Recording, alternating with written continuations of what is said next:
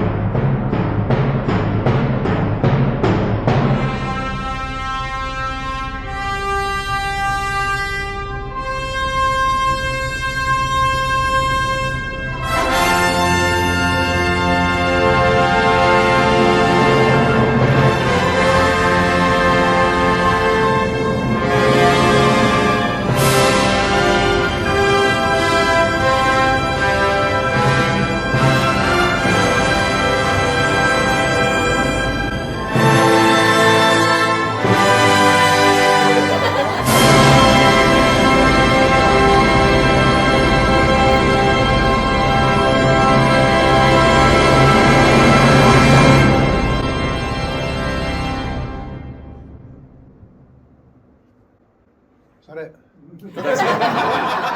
Thank you very much. You can go now. Thank you very much, everybody. So, born in Leicestershire in 1862. 1962. Yes. Peter was a very quick learner and a very big thinker, as we've all come to know. In search of the bright lights and the big smoke, as they refer to London up north. In fact, they refer to anywhere with electric lighting as the big smoke. Since Leicester was still gaslit when Peter was born, he decided to move to London. Yeah. You'd always had an interest in public conveyances, and in fact, stagecoaches were all the rage in Leicester, weren't they, to get around, especially between villages. But your options were limited because of your very slight allergy to horses, so you couldn't really be a coach driver. So instead, you came to London where they were using the new thing, the internal combustion engine, and quickly secured work as a bus driver. And did you enjoy bus driving? Very much. Were you a good driver? I had my moments, but I didn't cause any fights with anybody, if that's what you mean. Well, I Some didn't bus suggest for a drivers did. second that I know that I know that happened. So bus driving's changed a bit, isn't it? Yes. So, shall we have a look at how people drive buses now? Ooh, let's hit the right button. This is the garage today, and you can see the buses coming out. Look at the speed, it's coming out quite slowly. Yeah. The hazard warning lights are on. Yeah. The driver's paying attention. He's got a high-eye on, safety in mind. Yeah. Brakes, you hear the brakes squeal there. Yeah. He's checking all directions. Hotel Tango, that's Holloway Garage. Holloway Garage, yeah. And then he drives Monterey sedately Road. up the road. Monterey Road. So, safe driving there, do you think? It's good, yeah. Yeah. So, I did say we've used cutting edge technology. We've actually been able to get a clip of the run out. Do you remember the run out? Yes. The run out, for those of you who don't know, is in the morning, all the buses parked in the garage, ready to come out, and the drivers will run to the buses, and in a strict order will run out of the garage and take the buses into service. And by a complete fluke, we've managed to catch a clip of Peter driving a bus on the run out. We didn't have cameras then. How is this possible? Well, it is, and here it is. Notice the difference. There's a bit of pace there, Peter. I don't see any safety. There's no checking the road. And Yeah, that's pretty much it, 19. you don't think you're driving a bit too fast there? Yeah, it looks like it, yeah. So, you were destined for bigger things, the buses. I was never a saint, by the way, as a bus driver. I was one of those idiots on a matter of principle who didn't sign on until the last minute. If I was 5 minutes early, I thought I failed at, giving the company some money. And I didn't really care where I left the bus in the evenings when I finished, or at night. It was only the union rep telling me off that made me think I probably ought to start behaving, because the managers had tried, and I thought, listen to them, no one listens to them. But when the union rep said, shouldn't be doing that, I thought maybe I should change my ways. Well, we've heard that the garage manager actually quite liked you, and in the end, after the union rep spoke to you, you did become a hard worker. But there was a sigh of relief when you moved on, because we've heard about your slapdash attitude to your job as a bus driver, and we've got some more clips of just buses really. So this is Holloway Garage, where Peter worked there, and this is the bus that he took out the previous day, just here, and you can see the damage to the front quarter there. Happy trees. They used a lot of tape on Peter's buses. Yeah. Well, they were very flimsy. This is the bus that Peter drove the previous day. You can see, I don't know exactly what he did with it. A few broken wheels. And this is the one that he drove the day before. That would be this one. Yeah. Have you got the one I drove into a taxi on Oxford Street? That didn't look too good afterwards. The taxi it's was probably worse. One of those. It was his fault, not mine. He'd been putting his brakes on too fast. We went into the back of him. Side. So and back. You drove buses through Islington, didn't you? For what? Through Islington. Yes. And the name Tollington. Do you know where the name Tollington comes from? Well, there's a lot of controversy about that. It's mentioned in the Doomsday Book, isn't it? I know, yeah. It's mentioned and it's recorded in the Doomsday Book as Tolladoon. Yeah. And it actually originates from a hill in Islington, Dun being the Old English word for hill. Just while we're on the subject, Old English. Did you learn that as a subject in school? Yes. You heard it there first. And Tolla was the person who lived on that hill, so that's why the name Tolladoon come from. Yeah. And when you arrived from up north into London, you decided that you would take on the Tollington name again, didn't you? I already had it. I think you went a little bit further. Things were finally beginning to look up for Peter. He'd moved to London. He wasn't homeless anymore. He'd even got himself a regular job. But after 3 years studying philosophy, he wanted to better himself. And Peter's way had to be the Tollington way.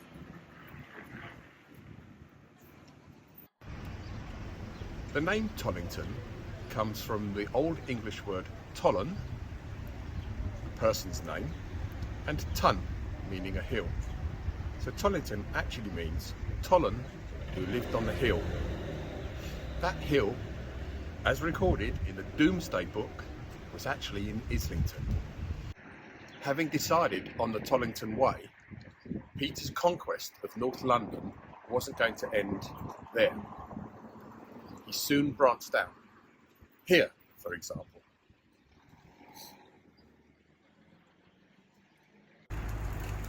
And here.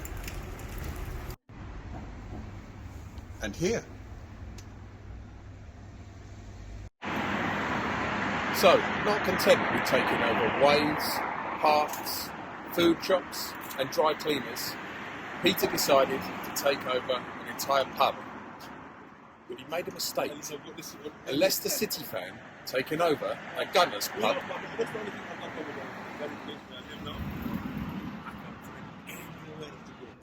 And I have to say, it's the worst pub I've ever been in my life. Yeah. It was hideous. We didn't even finish our drinks. It was that bad. It was served in plastic as well. On a match day. It was a match day. Yes. Your mistake, really. It was a mistake from someone who knows nothing about football, Yeah. and therefore thought, here's a good idea. It wasn't. Never go to that pub. I don't even know what you will catch there. So, Peter, we've already heard that you come from Leicester. What was it like? Okay. Is it modern now? It's better than it used to be. Yeah, I lived in Leeds as well, by the way. Oh, yes, you went to university. I didn't did. you? Yeah. Should we have a look at Leicester? Why not? Yeah. You didn't go there as well, did you? Leicester Castle. Ancestral Leicester home, Castle. What are you dressed in the tie for? family. Thought we'd surprise someone today. Unfortunately, when I knocked and they saw who it was, they wouldn't let me in. Instead, I'm going to show you around Leicester. Were you there for a wedding or something? So, you said Leicester's modern today. Bits, yeah. Let's have a look. This is Leicester today. As you can see, it's quite modern. They have cars. They have electricity. They even have street lighting. But all around the city, you can still see ancient signs of the Tollington family.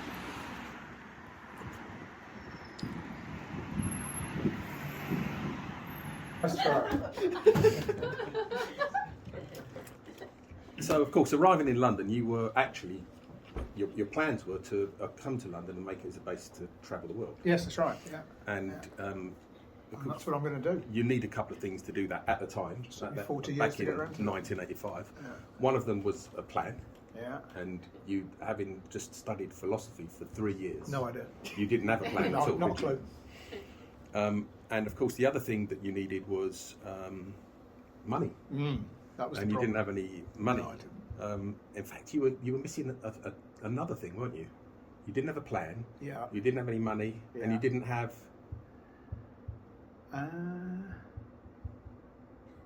Qualification. Anywhere to Stay. live. That's true. Yeah, he was homeless. Yeah. So you started sofa Surfing. I did. yes, Yeah. Yeah. and homeless, sleeping on a friend's couch, and you True. decided you needed to find a job just for a few months. Yes. Not permanently. Yeah. Just to fund your travels. Yeah. London Transport beckoned, and as we already know, Peter just rocked up I did. and got a job. But not just anyone could get a job back then with London Underground. You needed to be educated. No. Back then you did. No. Not so much now. The job centre was around the corner from where my mate Simon lived in East Finchley, and I just wandered in and see what was going. And I did get a job actually in old people's home in the kitchens, but there was also a job advert for bus drivers, and I thought that sounds more interesting for a few months rather than just working in a kitchen. I wonder if I should give it a go. But the guy behind the counter said, "Oh no, we don't deal with the applications. You have to go to Wood Green." And ironically, I didn't have the bus fare to get to Wood Green or any idea how to get there from East Finchley. So my first reaction was, I'll just work in the kitchen for a few months. But later on, I think it was a nice day or something, I decided I would walk to Wood Green through Ali Pally. I can remember it now. I went through Ali Pally, never been there before. It's all right. And Wood Green filled in the form.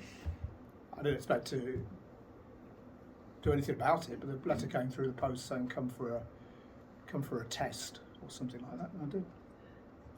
And it all started there. Yeah, it was Baker Street in what is now the what's the name of that pub these days? The Met Bars, Met Bars, so- which is where they did medicals in those days, and took us outside, me and the other people who had applied, and you drove around the block a few times with an instructor who saw basically if you were any good or not. And then I almost got chucked out because the guy who did the measuring, old-fashioned thing, you stand on the platform and they put the thing on. He said, "Oh, you're too tall for a route master. You have to be under 6 foot, and you're just over." And I said, "I'm not." Dead on. So can you just do it again? I had to do that. And he didn't care. He just let me through. But that could have gone the wrong way. So I could not have gone to Wood Green. I could have come across a job's worth. But luckily, that didn't happen. Well, we know from your application that this guy did consider that you were educated, and we had to. How did Peter get his education? So we tracked down. Behind me is Peter's school. He was one of the very first pupils here when it was brand new. That's the Guildhall, right? Yeah. So moving on to school, you went to university in Leeds, Yeah. where you studied. You became a philosopher there, didn't you? Well, I was more interested in things like politics than philosophy, actually, but that's where you had to enrol in philosophy to do all of that. And of course, we do know you now as our resident philosopher. So the music that we heard at the beginning, do you recognise the music? No, I can't remember it. Apart from Marcus, does anyone know the music? Is that Also Sprax Prarustica or something like that? Wow. Also Sprach Zarathustra. Amazing. It is indeed. That's Nietzsche, isn't it? It is Nietzsche. So I'm surprised you didn't recognise it, really. 3 years, what a waste. I focused on the trains programme so much there's not room for anything else in my head. Sorry.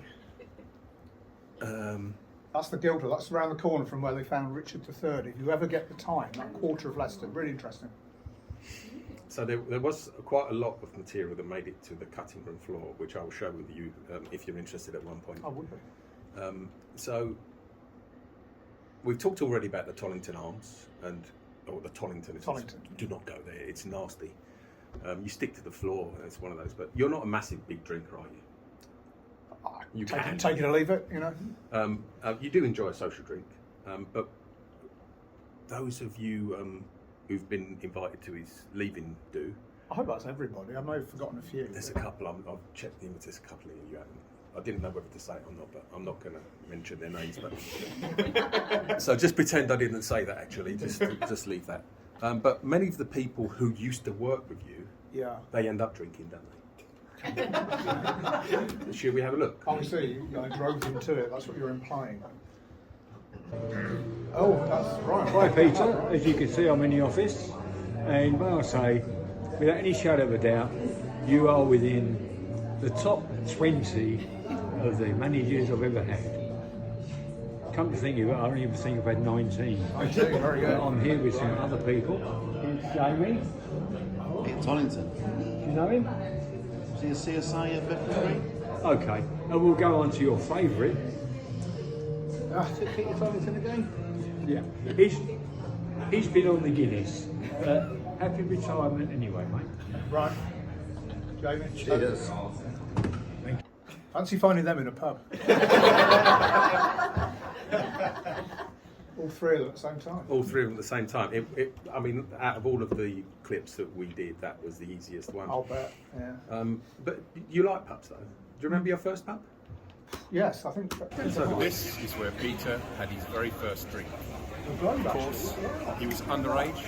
Wasn't my But first in the pub, 18th it's century, fine, I drinking laws were very different to what they are today.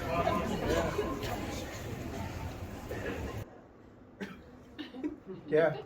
I was in there the other week. It's a really nice place. We went there. It as was teenagers actually quite and that, nice, but we didn't have time to go in, and I was driving. But Opposite Willie Thorne Snooker Centre. So, shall we move back to your career again? We know that London Transport fleet that couldn't really keep up with your driving habits, but a management development programme was just around the corner. So Yeah, the that's union right. rep obviously got you onto this, or not quite. Yeah. How did you get involved in the management development programme?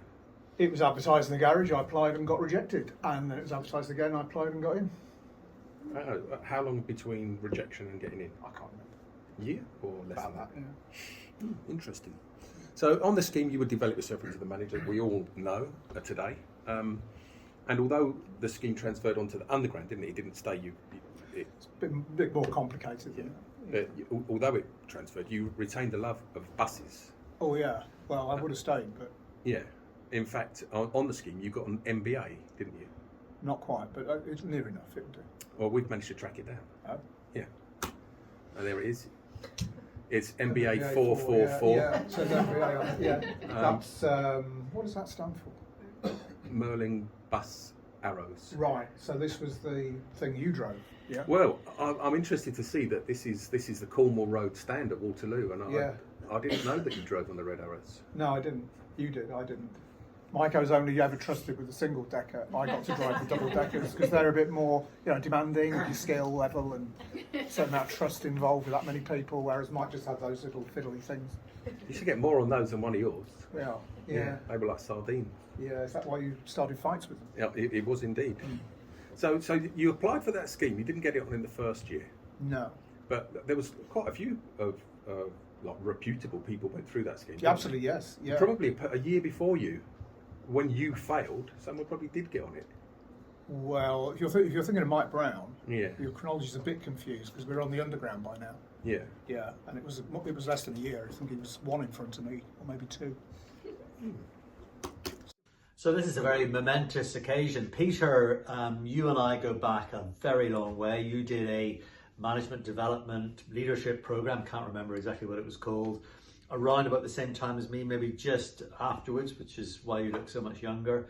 And we've kind of had a sort of connection throughout all your history in London Transport, London Underground, Transport for London, whatever it happened to be called at the moment in time.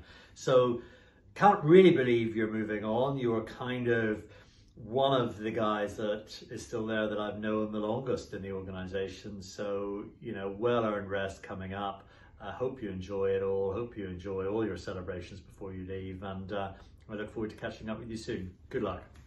He came from Hovis, Rank McDougall, whatever they're called, Hovis, and he knew a lot of very boring facts about flour quality. if you come to my do, he'll be there. Ask him about flour quality, and if you're lucky, half an hour later you'll have learned a lot about why certain breads, the cheaper breads that you can get, are rubbish according to Mike because they buy the cheap stuff, whereas I'm starting myself, aren't I? He knew nothing about trains, but he was a faster learner than me. My God, he went fast. So Paddy does a lot of bread making. You might have to talk to Mike Brown. Yeah. So shall we move to the Central Line? Because that's where we first met, isn't it? Well, you go fast forward to 2007. Yeah. Oh, is it as late as that? No, 7 was when I went. Yeah, I went there just a little bit after that. But you were quite active on the Central Line. Yeah. Very I active on think the Central Line. In yeah. fact, once you even ran the length of the Central Line, didn't One you? end to the other, including the Hainault Loop. Yeah. Yeah. And Yeah. there you are at Epping. Yeah. And that was when you just finished, wasn't it? It must be because that's Joseph Osaku's. He's Finchley driver, and he at that time he approached me to say could he come with me. He was on the gate line at Notting Hill, and he hadn't really run, so it was a bit difficult because he couldn't keep going. But now he's running marathons at a ridiculous pace. Follow him on Strava. He's an amazing guy. He's got a family doing it as well. He's a brilliant guy. Yeah. Were you joined by anyone else on that run? Yes, I was. A certain lift engineer of our... lift and escalator engineer. Escalator engineer of our parish. Quite a competitive person. Very competitive person, yeah. Hey, hi Pete, how you doing? I hear you're hanging up your boots and gonna retire. Well, may I wish you the very best, and if you're ever out this way in Vietnam, Ho Chi Minh, there's lots of marathons around here, half marathons, 10Ks, then come and say hello. We got a lovely evening, this evening, sunset, lots of people around. I'm just going past the big building and the metro that I'm building. Hope you can see it. Anyway, I wish you all the best. And like I said, you and the wife and the family are always welcome. Come over, find a race and come and stay with us. And we're not too far from the zoo. So if the kids really piss you off, you can leave them there. Take care and all the best. Cheers. I am going to do that actually. I follow him on Strava as well, so I've been looking forward to going to see him. He is ridiculously competitive. He came with me from Ruislip to Stratford, where Joseph took over, and this is on a couple of different days. He got frustrated because my plan was to stop at every station for a chat, biscuit, whatever, photograph, and that started to really annoy him because he was just wanting to get going, do lots of miles and show everyone how fast and athletic he was. And when we got to Mile End, going east, we only had one more stop at Stratford, and it wasn't one of our stations, so I said that, you know, the last chat was at Mile End. He decided he was going to streak off and show me what proper pace was. But unfortunately, he didn't know the way. He didn't know where Stratford was.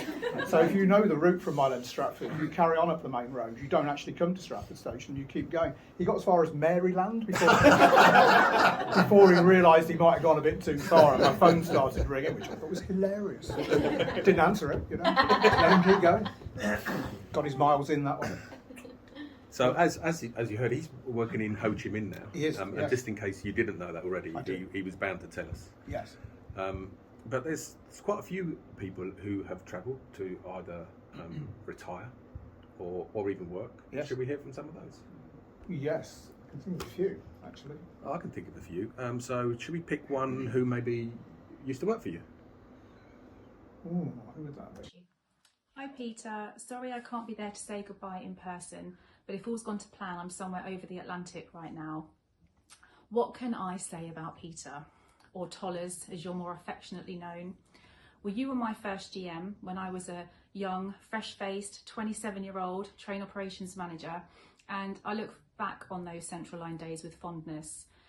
We had some fun, in particular when you used to keep us on our toes, but we never quite knew when you were going to pop in unannounced. I remember being at White City and getting calls from the running desk. Wood Lane have been on, Tollington's there, and out would come the whitewash, and we'd make sure that we were doing everything properly and there was no inappropriate behaviours going on. And then we'd see you, platform 4, heading to Loughton. But they were good days, and on a personal note, you were a great ally to me on my return from maternity leave when I had to look for a new role outside of ops. You helped me blow the dust off my CV and give me the confidence to go and try something different, and I'm really grateful for that. In my new job outside of LU, I reflect a lot on the various leaders I've had over the years and what I've learned from them.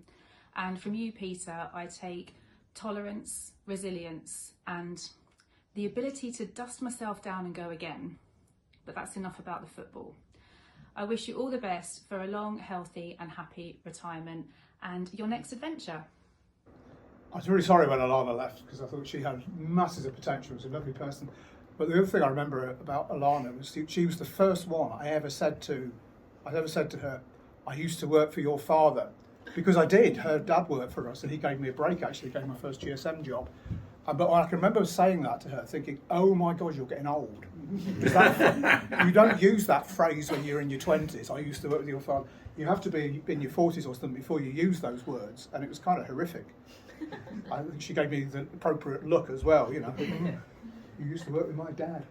He was a good guy. Richard Thomas, you remember him, don't you? Yeah. Yeah. So that's the Central Line. Should we cover C&H? That was before, yeah. We should. Peter, I understand that you have put in for a promotion to customer. Thinking back to our days at Baker Street some 20 years ago and later on as line general managers. There was seldom a dull moment in your company. You kept me on my toes, responding to your witty observations. I'm sure your retirement will be a happy and fruitful one, as you will no doubt embrace it with the same enthusiasm as you showed at work.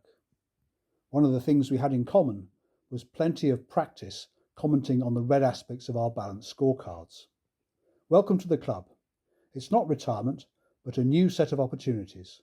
Work out what good looks like for you, do it, and you're sorted.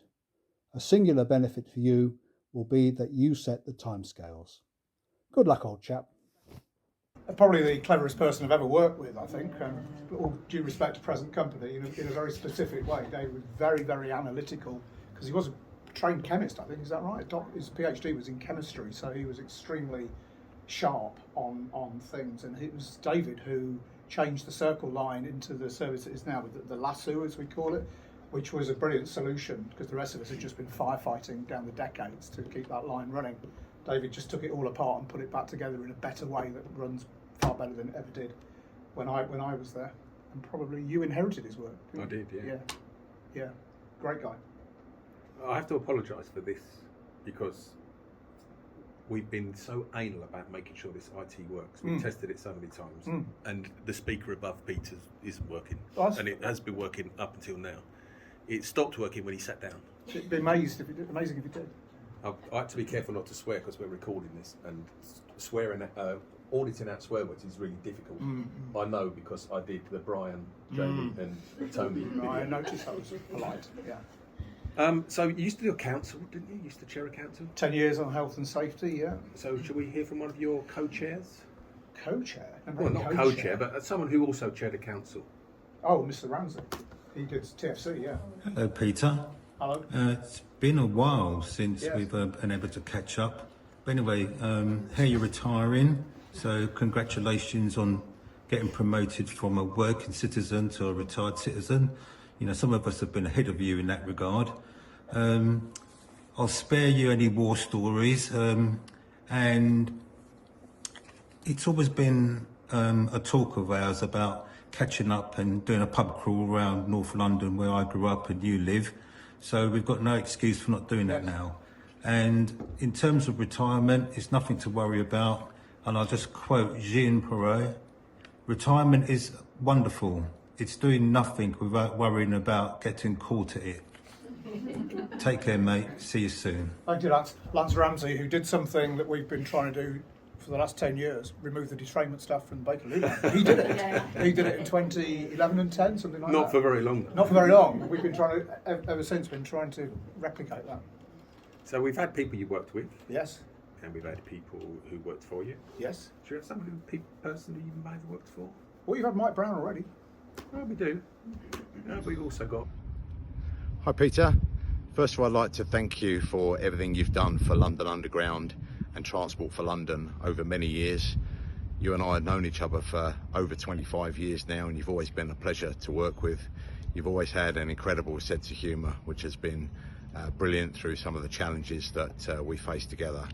So I'm not sure what you're doing in the next chapter of your life, but whatever it is, enjoy it, relax, and I hope to see you soon. Thank you, Nigel. Nigel Holness, not of you will know him, many of you won't. Very interesting kind of boss because he wants to know everything about everything now. So it keeps you well on your toes, which is sometimes great and sometimes a bit annoying, but he's a good bloke, really good bloke. Stick to CNH. You know this guy. He's not been long gone, really. Peter, good morning. Just interrupting the pre-match drinks as West Ham continue their European tour. Something as a Fox you might not quite be familiar with, but hopefully one day. Anyway, congratulations on being promoted to a person of freedom and all the leisure time that will come with it. And best wishes on whatever it is you choose to do next, whether that be following your team around to Cyprus, Grimsby, or even Isle of Dogs, whatever that is. But anyway, wish you all the best. And catch up soon and keep in touch and enjoy. Go on, your answers. I guess he'll be with you tonight for the second leg, yeah. He planned it well. Yeah. And then, so you did the safety council, so you would have dealt with safety stuff quite a lot. Yeah. Did you ever do FIRs? Quite a few, yeah. So you would have dealt with people who do FIRs from the safety team? Yes. Who did you used to deal with? Well, I'm suspecting Andy Sampson's name's going to appear in a minute. Is that right? Oh, it might. Or Marion, or... There they are. Congratulations on your retirement, Peter. I can highly recommend it. I'm looking forward to hearing all about your proposed adventures. Take care and look forward to seeing you soon. Yeah. Congratulations, Peter. You've dug your escape tunnel and you're away from TFL. Now to explore the world. All the best. I had lunch with him on Saturday, actually. He's a Brentford fan and we were having some lunch before the game. Hello. Hey. It's not been a good year for us Leicester supporters, has it? Still, you're an ex-bus driver. Next year, you'll be able to drive the club all the way around those championship clubs and go to all those clubs you haven't been for a long, long time. It's very, very sad, but We'll make the most of it. Keep on smiling. Very And keep funny. on eating your Walker's crisps. Mmm, yum, yum. Bye. Very good. So it's fair to say that one of the things you want to do when you retire is travel. Yes, very much. That's what And do you I'm know paying where for. he got his wanderlust from? From Leicester. Yeah, actually from Leicester. Shall we have a look? Sure. Oh, Thomas Cook. Thomas Cook. Leicester is famous for Thomas Cook, which is strange since he was born in Derbyshire. Thomas Cook, as you'll know, was a great traveller, so it's rather poignant that he did come to Leicester because Peter is going to travel once he's retired. Peter and Thomas could have actually met at school, but Thomas was in the year above. That's a much better pub, and it's right by the station if you're ever in Leicester. Got time to kill. And if you are in Leicester, it's a lovely place. And they've just announced that they are going to restore the station. £18 million to restore it to its glory. Very and good. it needs it. Yeah. Because it is a shithole at the moment. I've seen worse. If you go for drinking there, they've got the departure board behind the bar, so you know where your trains are, which is very useful, even if you often get tempted to have an extra beer, I find. I think there is a question on everyone's mind from that clip. And that is, did you ever meet Thomas Cook? No, I'm not as old as that. Okay. So we saw Angela and Andy there with some football humour, which has obviously gone straight above my head because I don't know anything about football at all. And over the years, you have tried to convince me to become interested in it. And I don't think you've ever failed at anything else in your life. I'm still going. And you're still trying, but Yeah. I think that's the only thing that I can safely say that I have a plan. You won't succeed. No, I don't know. So I think I can speak neutrally about football because I don't know anything about it. But what I did know is that Peter supports Leicester City Football Club. Yeah. So I've asked the team to come here today. But they said, no, with our record, we've got to focus all of our time on training. Quite right, too. But they have sent you a card. Oh, that's very kind. Oh, really? Thank you They very have. much. I'm very impressed. My word, really. Wow. Thank you very much. Wow. Brilliant. Oh, thank you very much. That's marvellous. I should treasure it. So, again, I don't know anything about football, but I know all the football clubs have got nicknames. They're Yeah. all like, that we saw the Gunners earlier, didn't we? Shamefully. Well, unnecessarily. Yeah, but it means And nothing West to Ham. me. It means nothing Worse. to me. But I don't know what West Ham are called. The Hammers, I believe. Isn't it? Something like that. Something like that. And I always thought that, what's Leicester City known as in your view? Foxes. Foxes. The Foxes. Or the Filberts. So, do you know where the name come from? Well, there's an animal We with do. the same name. We do. This is a stone. Football clubs throughout the world are named after various things, but in Leicester, football club is named after a piece of rock. And there is the Fox in Leicester that Yeah. someone just said, let's just call them the Fox. Yeah. Amazing. So, according to you, they're called the Foxes. Yeah. We couldn't visit Leicester, of course, without going to the hallowed ground. See, I'm getting through to you. You're in denial, but you can't. Well, so I thought. Pretend any longer. And little did I realise just how inaccurate you'd been with the facts. Shall we take a look at the hallowed ground? Yeah. We all know that Peter is a massive Leicester City Football Club fan, so we tracked down the City Stadium. All of our research indicated that Leicester City Football Club had been named after that piece of rock that we saw earlier, a fox. But in fact, here is the evidence that they are actually named after tigers, which is more fitting, because after all, which is going to win in a fight? Tiger. I give up now. You are beyond hope. Yeah. The evidence speaks for itself, but there it is. Yeah. Leicester Tigers. It's just over the road. That's right. So while we're in Leicester, we went to see if we could find out anything more about your past. Is there anything that you'd like to tell us? I wouldn't want to bore you. This is a bit delicate. As we delve into Peter's past, we find ourselves outside HMP Leicester. I think some things better left unsaid. Never been inside, but curious. Yeah. So this is a big year for us, isn't it? Because we've got the coronations coming. You're going to miss that, which is a shame, because that means we're not going to see you at Liverpool Street doing your ambassadorship, which we would always expect. It's a big thing for the country. We don't crown a new monarch very often. But as you mentioned earlier, Leicester does have royal connections, doesn't it? Plenty. One of them is the royal claim they have. It's a bit dubious, but should we have a look at it? Go on then. Richard III died in 1485, and his body was found here in a car park, Leicester. So claim Leicester. But of course, in 1485, there were no cars, so why would there have been a car park? I did move my lips. I think the computer is getting hot. So I think Leicester's claim to fame is a bit dodgy, and dodgy places create dodgy people, really.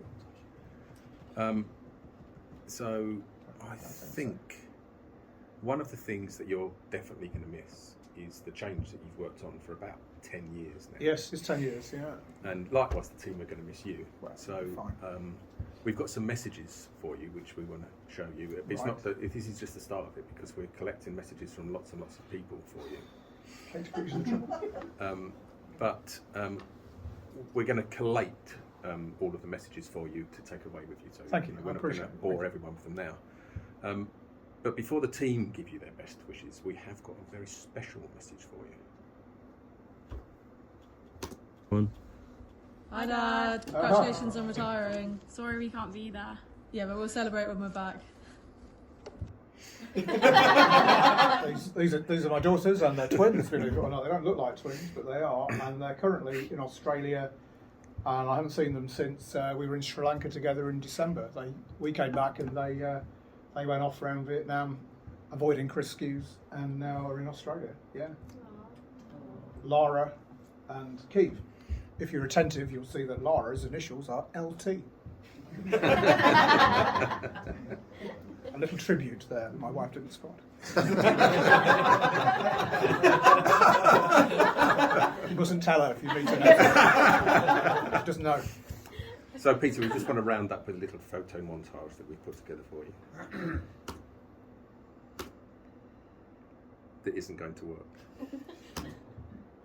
No, we're not going to round up with a little photo montage for you because it hasn't worked. Well, I'm very touched with what you have done. It's incredible. I do not feel worthy.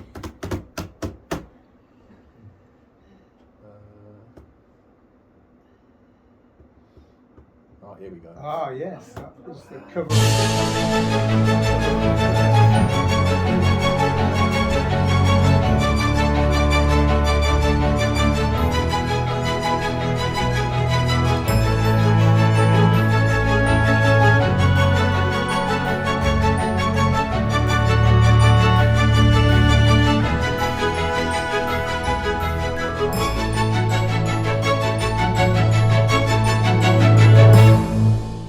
Thank you very much for doing that. We've got one more for you.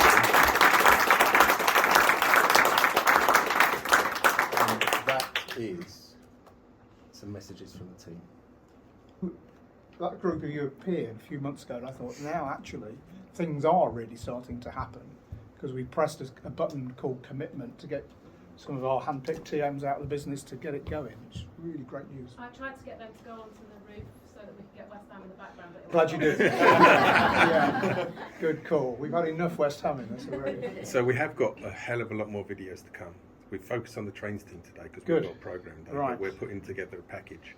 Oh and my God. I might let the cat out of the bag and say that West Ham Stadium may appear in one or two of